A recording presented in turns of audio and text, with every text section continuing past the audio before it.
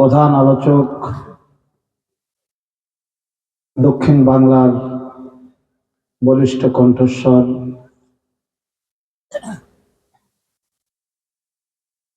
প্রখ্যাত মুফাসসিরে কুরআন, আমাদের এলাকারই সন্তান, আমাদের একান্ত প্রিয় ভাজন, স্নেহভাজন মাওলানা মনিরুজ্জামান, খুলনা দারুল কুরআন সিদ্দিকিয়া মাদ্রাসার সিনিয়র অধ্যাপক। এখানে উপস্থিত আছেন জামাত ইসলামী বাগেরহাট জেলা শাখার সংগ্রামী অ্যাসিস্ট্যান্ট সেক্রেটারি অধ্যাপক ইকবাল হোসেন। একটু আগে আলোচক হিসাবে উপস্থিত ছিলেন আমাদের একান্ত স্নেহভাজন উদীয়মান তরুণ বক্তা, কোরআন গবেষক মাওলানা মনোয়ার হোসেন জাফরি।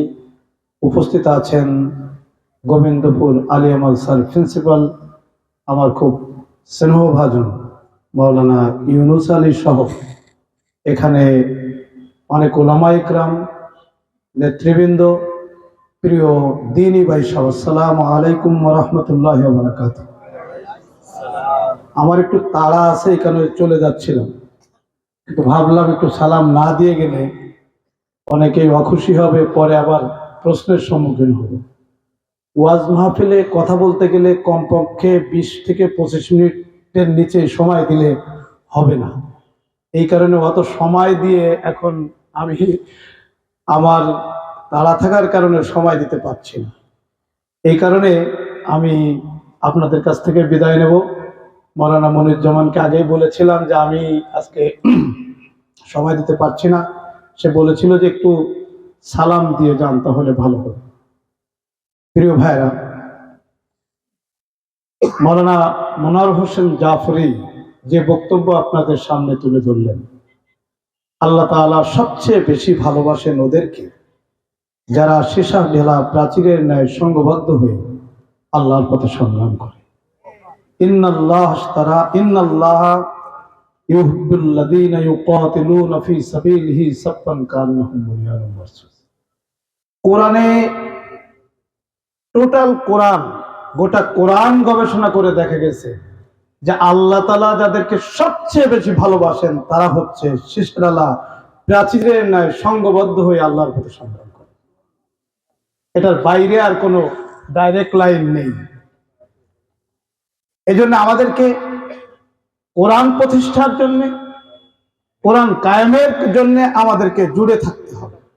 আপনি যে দল করেন না কেন, দেখতে হবে আপনার দল কখনো ক্ষমতায় গেলে কোরআন প্রতিষ্ঠা করবে কিনা, সংসদে কোরআন আনবে কিনা, শরিয়াতে আইন প্রতিষ্ঠা করবে কিনা। তাহলে যে দল আপনি করেন সেই দল যদি কোনোদিন ক্ষমতায় যায়, 10-20 বছর 15 বছরও যদি ক্ষমতায় থাকে, তাহলে তারা যদি কোরআন প্রতিষ্ঠার কোনো চিন্তা ভাবনা না করে, তাহলে মুসলমান হিসাবে আপনার দায়িত্ব থাকে। এটুকু আপনাকে বুঝতে হবে। হযরত মুহাম্মদ মুস্তাফা সাল্লাল্লাহু আলাইহি ওয়াসাল্লাম এই পৃথিবীতে কোরআন প্রতিষ্ঠা করে দেখিয়ে গিয়েছেন। এমনকি 10 জন আশারায়ে মুবাশশারা, তার 4 জন ছিলেন খলিফা। হযরত ওমর অর্ধ পৃথিবীর খলিফা ছিলেন, হযরত আবু বকর রাদিয়াল্লাহু তাআলা আনহু অর্ধ পৃথিবীর খলিফা ছিলেন। তাহলে তারা যদি খলিফা থেকে থাকেন, তাহলে আপনি কি করে বলেন একজন মুসলমান যে আমি কোরআন প্রতিষ্ঠার জন্য কি কাজ করব না? কি করে কোরআন প্রতিষ্ঠার, এই রাজ প্রতিষ্ঠার জন্য আপনার পথে বাধা হয়ে দাঁড়ায় রাজনীতি? আপনাকে একটু বিশেষভাবে অনুভব করার জন্য অনুরোধ রাখছি। আসুন, বাংলাদেশের যে সুন্দর পরিবেশ হয়েছে, এই সুন্দর পরিবেশে বৈষম্য থাকবে না এই বাংলাদেশে যদি কোরআন প্রতিষ্ঠার আন্দোলনের নেতারা যদি ক্ষমতায় যায়। এই বাংলাদেশে আর বিভাজন থাকবে না যদি কোরআনের পক্ষের কর্মীরা এই দেশের ক্ষমতা পরিচালনা করে।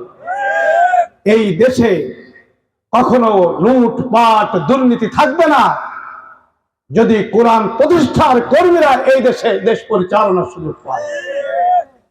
আজকে ইসলামী ছাত্র শিবির সেই মানুষগুলো তৈরি করছে যারা স্বচ্ছ, সুন্দর, এবং আদর্শবান মানুষ হিসাবে চরিত্র গঠন করে এই দেশ পরিচালনার দায়িত্ব যাদের হাতে এই বাংলাদেশের মানুষ তুলে দেবে আগামী দিনে, সেই সমস্ত লোক তৈরি করছে ইসলামী ছাত্র শিবির।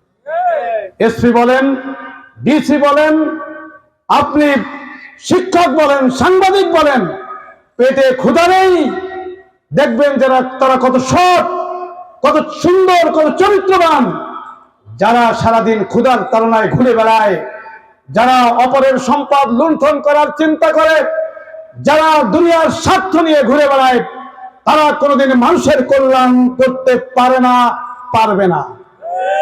যারা ব্যর্থ হয়েছে তারা এ কারণেই ব্যর্থ হয়েছে, মানুষের গড়া মতবাদ কোনোদিন মানুষকে মুক্তি দিতে পারেনি, এখনো পারবে না।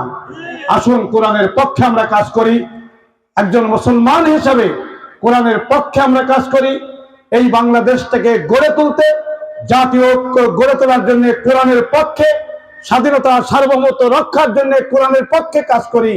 সকলকে কোরআনের পক্ষে কাজ করার আহ্বান জানিয়ে আমার বক্তব্য শেষ করছি। আল্লাহ হাফিজ।